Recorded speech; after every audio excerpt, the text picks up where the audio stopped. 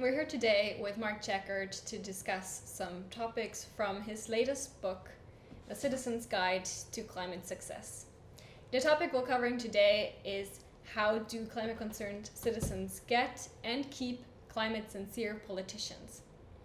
Mark, in your book you frequently use those terms climate-concerned citizen and climate-sincere politician.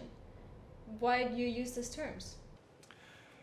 My point is that getting effective action on climate doesn't require convincing every citizen to be climate concerned. Sometimes people despair that they can't convince their neighbors to care about the climate. But if you look at something like our experiences with smoking and lung cancer and finally getting governments to enact policies in the 60s and 70s that really had an effect on smoking, those we only got about 50 to 60% of people to be concerned about that issue. There were still a hardcore of people who weren't concerned. So I don't want people to despair with that. That's on the climate-concerned citizen side. On the climate-sincere politicians, I also frequently hear people say, oh, if only we better educated Donald Trump, then he would be in favor about the science of climate, then he would be in favor of acting. And my point is no. There are going to be climate-insincere politicians. And so we need to be able to distinguish between those who are sincere and insincere so that we can really make sure to help the politicians that are going to be climate-sincere. And my book is a lot about helping people to figure out how to make that distinction.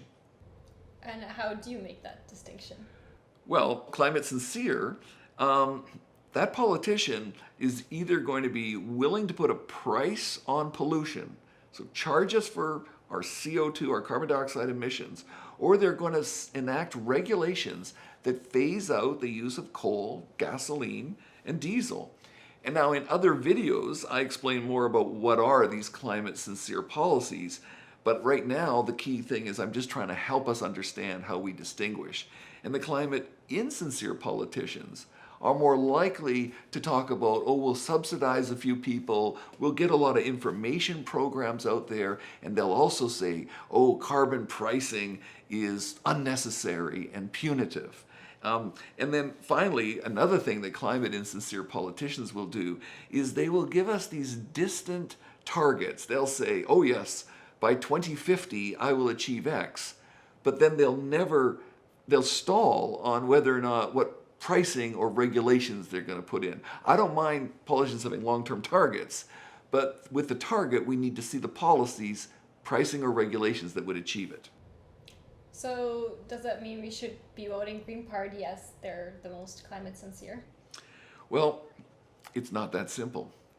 And especially if we're thinking about the first past the post voting systems that we have in Canada, the United States, and in the United Kingdom, then we climate-concerned citizens must be strategic. We shouldn't split our votes in ways that ensure the election of the most climate-insincere politicians. An example would be back in the year 2000, which might seem a long time ago to people now, but Al Gore was a very climate-sincere politician running for US president against George Bush, the younger, and voters in Florida, enough of them voted for the Green Party that they enabled George Bush to win Florida, win the US election, and then very shortly afterwards, as expected, he pulled the United States out of the Kyoto Climate Agreement. So that's the kind of outcomes that you can get. So this voting strategically, as I say, it means compromising. We may prefer a green government. That's what we want. But if we can see that few of our fellow citizens are voting for that party, then in some voting districts, we're going to have to vote for the party that's best able to prevent the election of a climate-insincere politician.